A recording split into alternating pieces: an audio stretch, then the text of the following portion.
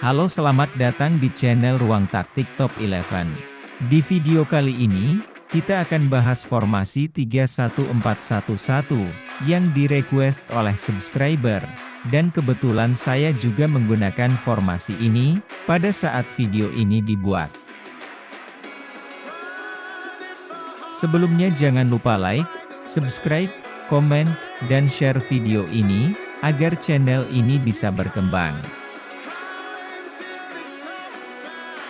Lalu seperti apa formasi 3-1-4-1-1 di game Top 11 ini? Let's go, kita bahas sama-sama.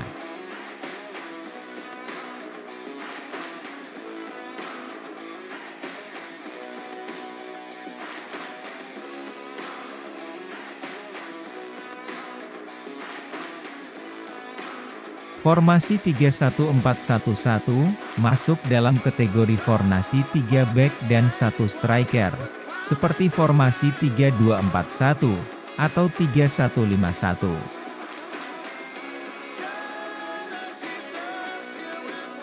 Secara garis besar formasi yang menggunakan 3 back dan 1 striker, pergerakan pemainnya juga mirip, yaitu membentuk garis antar lini 3-4-3.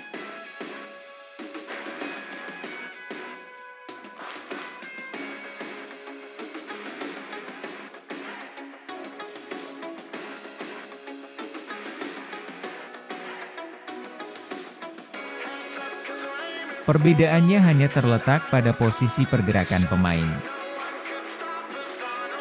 Jika di formasi 3-2-4-1 pos di tengah diisi 2 gelandang bertahan, di formasi 3-1-5-1 pos di tengah diisi gelandang bertahan dan 1 gelandang sentral, maka di formasi 3-1-4-1-1 ini, pos di tengah akan diisi gelandang bertahan dan gelandang serang.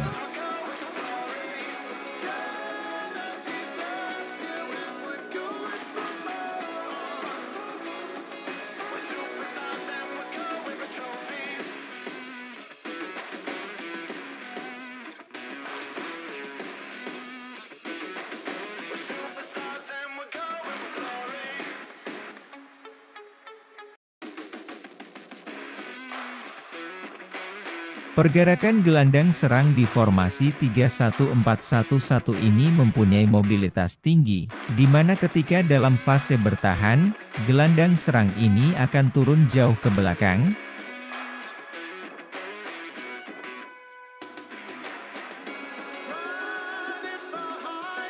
Dan ketika fase menyerang, gelandang serang sering maju ke depan untuk menciptakan peluang.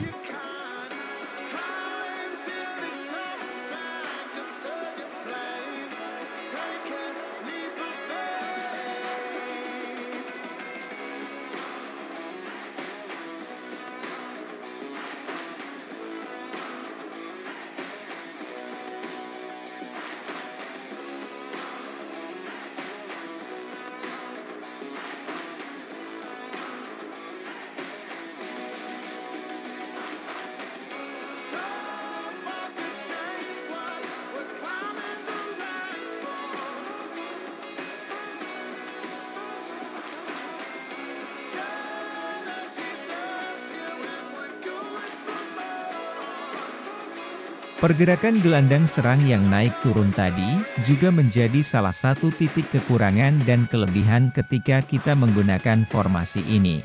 Di mana ketika fase menyerang, pemain ini sering mencetak gol untuk memecah kebuntuan.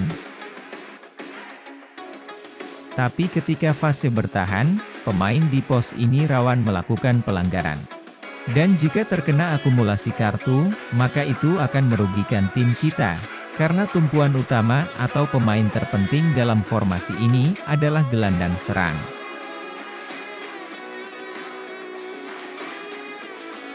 Kelebihan yang lain di formasi ini adalah keseimbangan di lini tengah antara bertahan dan menyerang, di mana di sektor ini ada gelandang bertahan, gelandang serang dan gelandang sentral.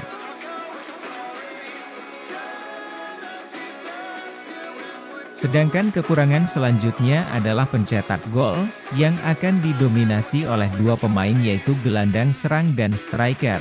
Dan hal ini menjadikan kita sulit mengincar gelar top skor.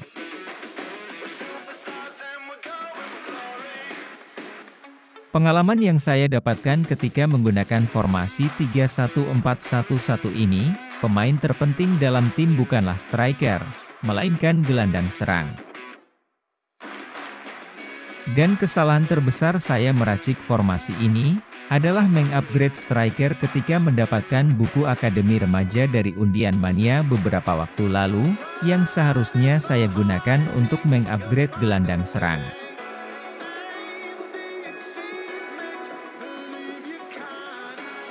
Dari data statistik memang striker menjadi top skor klub, tapi yang perlu dicatat, striker ini mengambil jatah tendangan bebas dan tendangan penalti, yang memungkinkan dia mencetak lebih banyak gol dibanding pemain lain. Jadi saran saya, jika kita ingin menggunakan formasi 3-1-4-1-1 ini, usahakan pemain terbagus dalam tim adalah gelandang serang, pengeksekusi tendangan bebas dan penalti juga gelandang serang.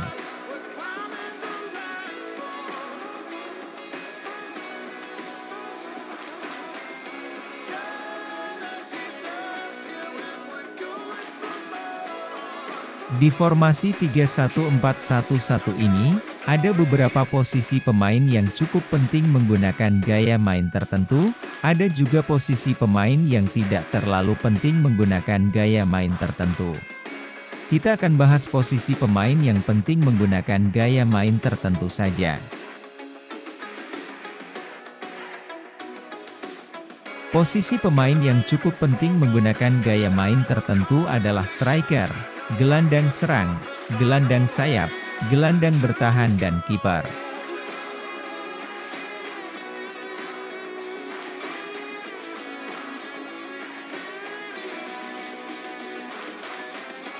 Untuk striker saya lebih merekomendasikan gaya main target man, karena dalam deskripsinya, target man adalah magnet untuk umpan udara di lini serang. Dia akan mencoba membobol gawang lawan atau melindungi bola dari DC dan menunggu rekan timnya bergabung dalam serangan. Fungsi striker di formasi 3-1-4-1-1 ini, lebih ke arah striker pemantul bola, untuk memberikan umpan ke rekan satu tim, terutama gelandang serang, dan cukup sering memberikan assist.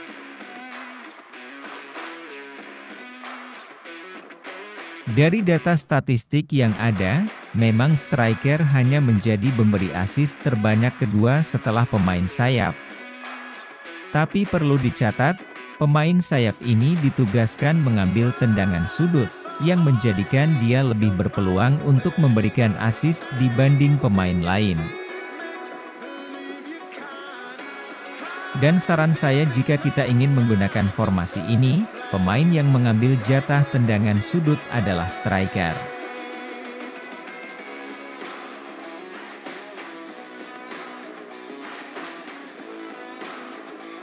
Dilihat dari cara bermain gelandang serang yang sudah kita bahas di awal tadi, kita bisa simpulkan kalau gaya main gelandang serang yang paling cocok ketika kita menggunakan formasi 3-1-4-1-1 ini adalah false nine. Jika kita baca dari deskripsinya, false nine umumnya mahir mengontrol bola. Dia menerima bola jauh dari lini pertahanan lawan dan membawa bahaya ke sekitar kotak penalti, sehingga DC terpaksa berpencar. Itu cukup selaras dengan gaya bermain gelandang serang di dalam lapangan, ketika kita menggunakan formasi 3-1-4-1-1 ini. Untuk winger atau pemain sayap, kita merekomendasikan gaya main sayap. Jika kita baca dari deskripsinya, pemain sayap adalah sinonim untuk bahaya dari sisi. Serbuan mereka adalah mimpi buruk bagi DL dan DR karena umpan silang, kecepatan, dan keterampilan dribble mereka. Pergerakan pemain sayap di formasi 3-1-4-1-1 akan cenderung lebih maju dibanding posisi aslinya. Maka untuk gaya main pemain sayap ini, paling cocok adalah sayap, agar lebih bisa diharapkan untuk memberikan assist kepada striker atau gelandang serang yang maju.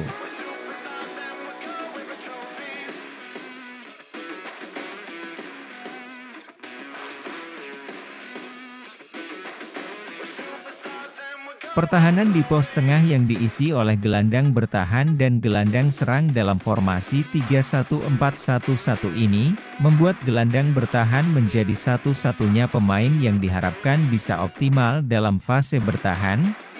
Maka gaya main yang paling cocok untuk posisi gelandang bertahan ini, adalah gelandang perebut bola atau gelandang jangkar. Karena kedua gaya main ini lebih bertipikal bertahan dibanding gaya main regista.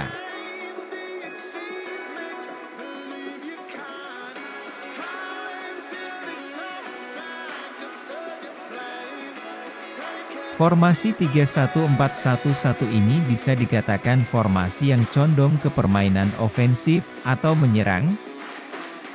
Ketika menyerang, jarak antara kiper dan bek biasanya cukup jauh, dan itu bisa saja dimanfaatkan lawan dengan umpan panjang yang langsung melewati garis atau lini pertahanan tim yang bermain menyerang. Dan untuk mengantisipasinya, gaya main kiper sweeper adalah gaya main paling tepat, karena seperti yang kita tahu, kiper sweeper ini sering maju ke depan untuk menyapu bola, ketika ada umpan panjang yang langsung mengarah ke jantung pertahanan.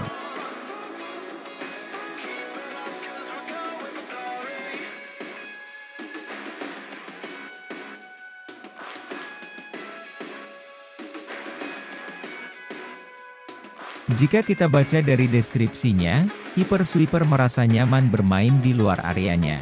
Dia senang meninggalkan gawang untuk mencegat umpan lambung lawan. Kapanpun dibutuhkan, dia siap menjadi bek tambahan.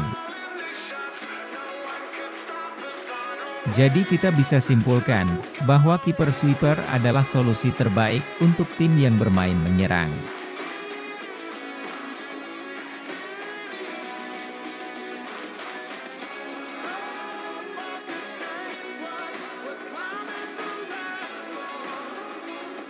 Perlu kita ketahui, bahwa taktik di game Top 11 ini tidak bisa menggunakan taktik yang itu-itu saja.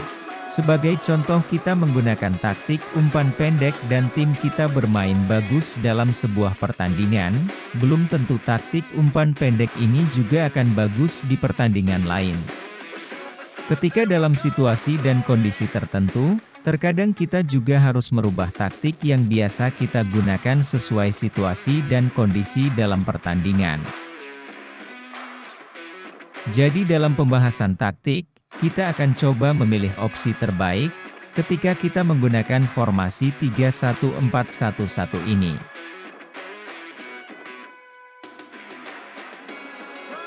Untuk mental tim, opsi terbaik adalah menyerang, normal atau gigih menyerang.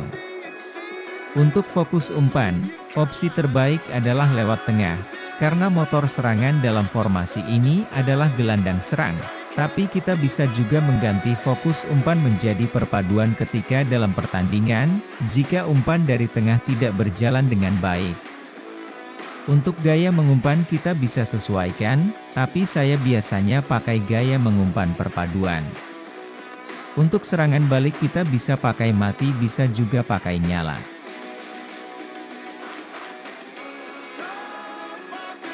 Untuk gaya tekanan kita bisa pakai gaya tekanan tinggi, ketika melawan tim yang kualitasnya seimbang atau lebih bagus dari tim kita, tapi ketika bertemu lawan yang kualitasnya lebih rendah, kita bisa pakai gaya tekanan rendah untuk menghemat stamina. Untuk gaya tackle, gaya penjagaan dan jebakan offside, kita bisa pakai yang mana saja, sesuai situasi dan kondisi saat pertandingan berlangsung. Itulah pembahasan formasi 3-1-4-1-1, versi ruang taktik Top 11. Terima kasih sudah menonton sampai detik ini. Semoga sehat selalu dan semoga video ini bisa bermanfaat.